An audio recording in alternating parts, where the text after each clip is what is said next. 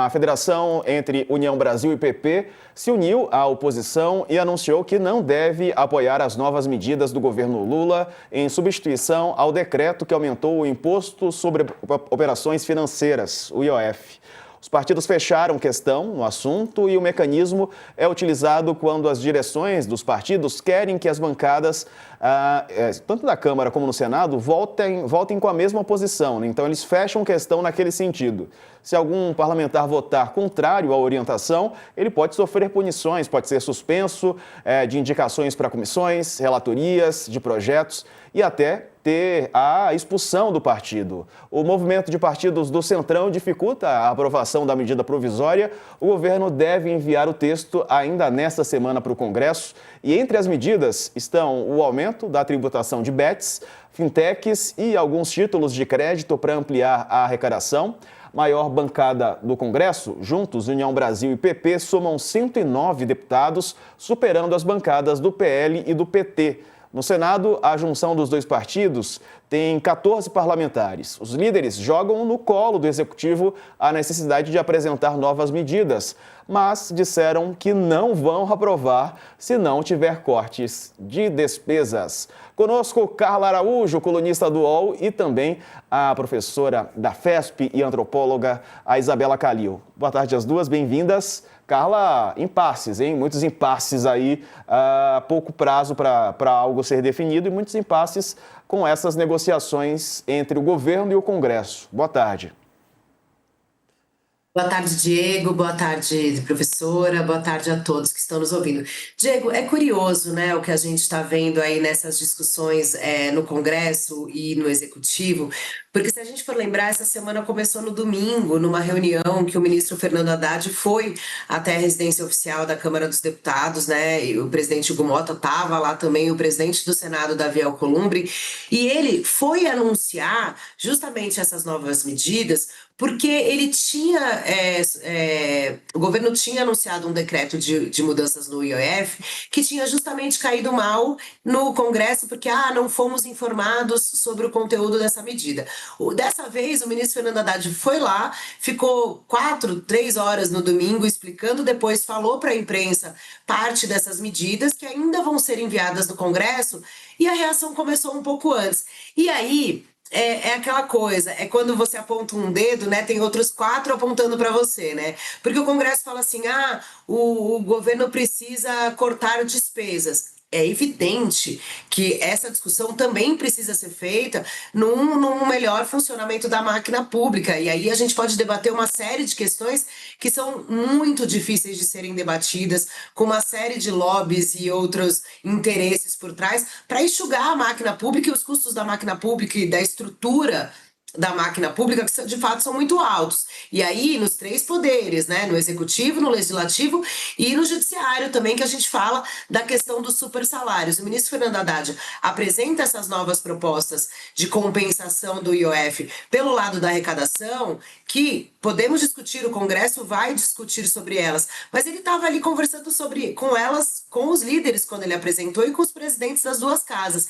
E aí, logo na segunda-feira de manhã, num evento em São Paulo, o Hugo Motta já fala assim, não, o Congresso vai resistir a tudo isso. De novo, a gente fez uma matéria, o Lucas Borges Teixeira fez há algumas semanas uma matéria que no Planalto a avaliação era que o ministro Fernando Haddad falava e o presidente Lula não escutava. Parece que aconteceu a mesma coisa com os parlamentares. O ministro Fernando Haddad falou, os parlamentares não escutaram, e aí hoje, quando ele vai ao Congresso explicar e detalhar mais as medidas, ele é alvo, a gente vai detalhar mais aqui, de uma série de hostilidades, quando também não parece o Congresso não parece olhar para si e ver que é preciso discutir também cortes na carne, não só no Executivo, mas também no Congresso. E aí também tem outras questões que politicamente são difíceis de serem colocadas na discussão, mas que se o país quer enfrentar a questão de ajuste nas contas públicas de verdade, eles precisam ser enfrentados, como o ministro colocou hoje, que são a questão dos super salários, ou questão da aposentadoria dos militares, ou alguns outros benefícios, a reforma tão sonhada, a reforma administrativa que se fala muito e se faz pouco. Então é aquela coisa, para usar uma palavra, fazendo um gancho com outro assunto do ex-presidente Jair Bolsonaro, a retórica, né? Fica todo mundo na sua retórica. Então, o Congresso fala, olha, não queremos essas medidas, mas também o que apresenta o Congresso em contrapartida para isso, né?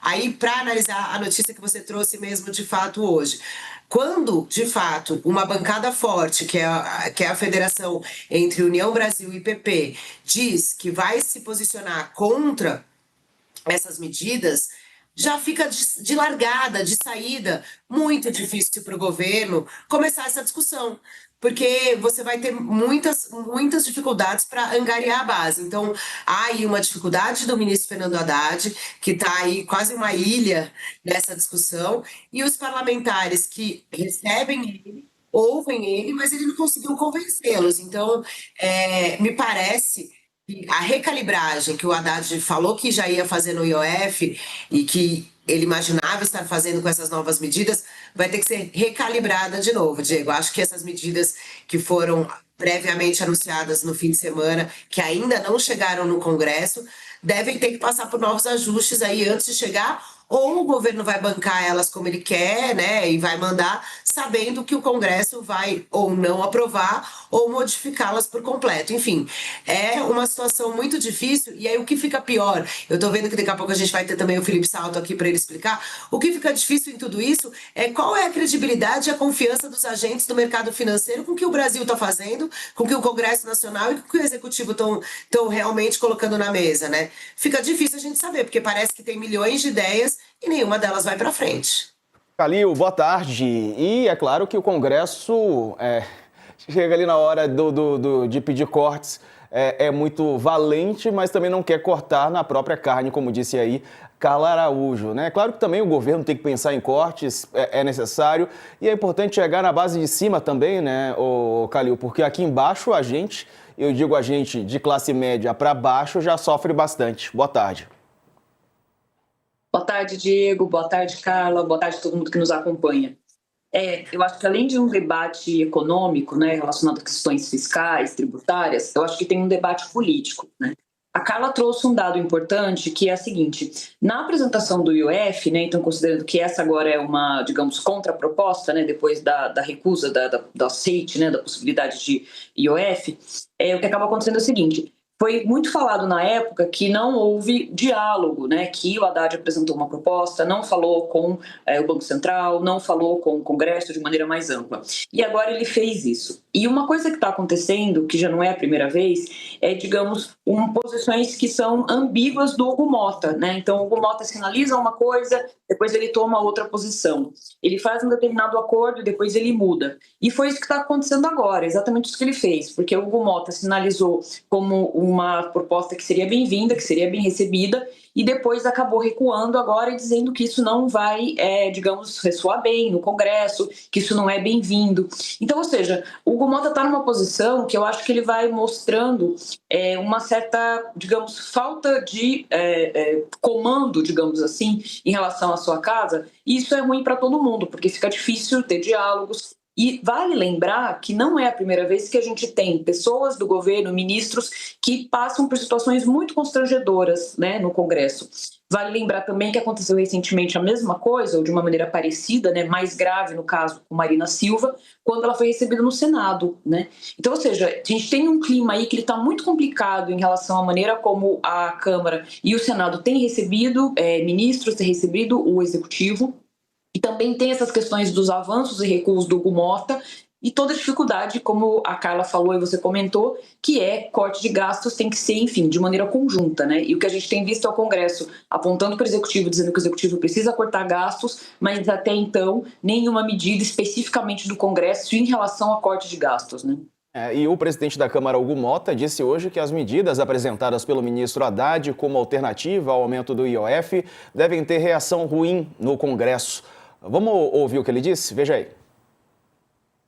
Nós temos que entender que apresentar ao setor produtivo qualquer solução que venha a trazer aumento de tributos, aumento de impostos, sem o governo apresentar o mínimo dever de casa do ponto de vista do corte de gastos, isso não será bem aceito nem pelo setor produtivo, nem pelo Poder Legislativo, e isso tem sido registrado com muita tranquilidade, com muita franqueza de quem quer ajudar o Brasil. Eu não estou à frente da presidência da Câmara para servir a projeto político de ninguém. Acho que a responsabilidade que nós temos nesse cargo é garantirmos ao país a condição dele crescer, dele prosperar. Vamos chamar para cá o Felipe Salto, que é colunista do UOL, também economista-chefe da Warren. Felipe, boa tarde. E aí, como é que você vê esse debate, né? O governo apresentando propostas, a Câmara dizendo que não vai aceitar, mas também não oferecendo muito do outro lado, né? De um contraponto. E aí, como resolver, né, esse impasse? Uma boa tarde para você. Boa tarde, Diego. Boa tarde a todas também e todos que estão nos assistindo. Eu vejo da seguinte maneira: há uma certa hipocrisia da parte do Congresso que chega a impressionar. Porque, veja, por acaso o Congresso está disposto a cortar despesa? Tem PEC para tratar da questão da reforma administrativa à disposição do presidente da Câmara. Tem projeto tramitando na Câmara dos Deputados para limitar os supersalários. O próprio presidente da Câmara pode, por exemplo, sugerir a algum parlamentar da confiança dele que apresente uma PEC para tratar das questões que ele julga que tem que tratar, por exemplo, de gastos obrigatórios, vinculações, gastos indexados ao salário mínimo. A questão que se coloca é se há de fato essa disposição. Claro que não há.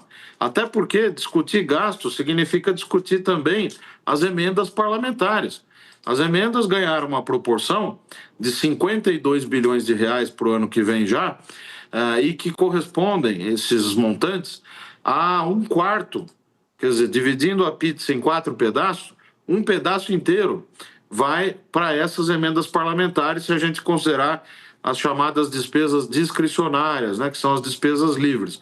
Então, é verdade, sim, que o Executivo falha em não apresentar propostas de cortes de despesas, mas, ao mesmo tempo, eu não vejo essa disposição do lado do Congresso Nacional, né? E, mais do que isso, esses ajustes que estão sendo enviados, ou que vão ser enviados, de tributar títulos isentos, e que vão continuar diferenciados depois desses 5%, de mexer, por exemplo, na tabela do imposto de renda, aumentando a isenção e tributando mais o andar de cima, a medida também que tem a ver com a CSLL para parte do setor financeiro que recolhe só 9%, todas essas ações, o corte de gastos tributários, elas são importantes, são relevantes.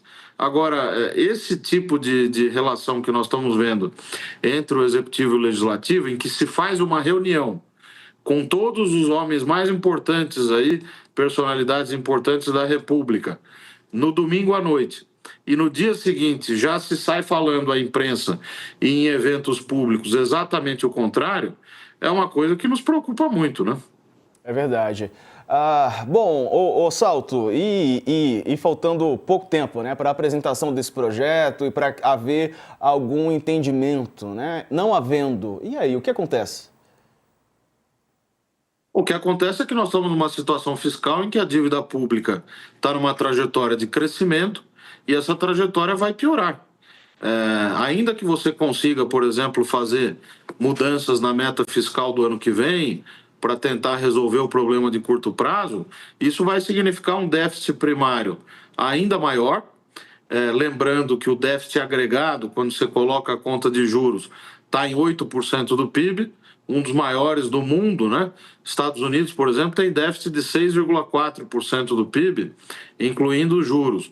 Então, se não avançar a agenda do ajuste fiscal, nós vamos para o vinagre. Essa é que é a verdade. Nós vamos para uma situação muito difícil, em que não vai mais haver espaço, Diego, para fazer cortes, por exemplo, daquele tipo que foi feito esse ano, aqueles 31,3 bilhões que a gente chama de contingenciamento, que são os cortes orçamentários que você faz já com o orçamento aprovado. Por que não vai ter mais espaço? Porque no ano que vem, pelas nossas contas aqui na Warren, se você fizer isso, e a necessidade é de mais de 50 bilhões, você coloca em risco o funcionamento da máquina pública. Quer dizer, você ficaria com um nível de despesas de custeio da máquina tão baixo que uma série de políticas públicas teriam que ser interrompidas nesse cenário. Então é muito grave. O Congresso precisa pôr a mão na consciência, avançar com as medidas que já estão na mesa, e o Executivo, a parte dele é apresentar uma lista de medidas também do lado da despesa, a meu ver.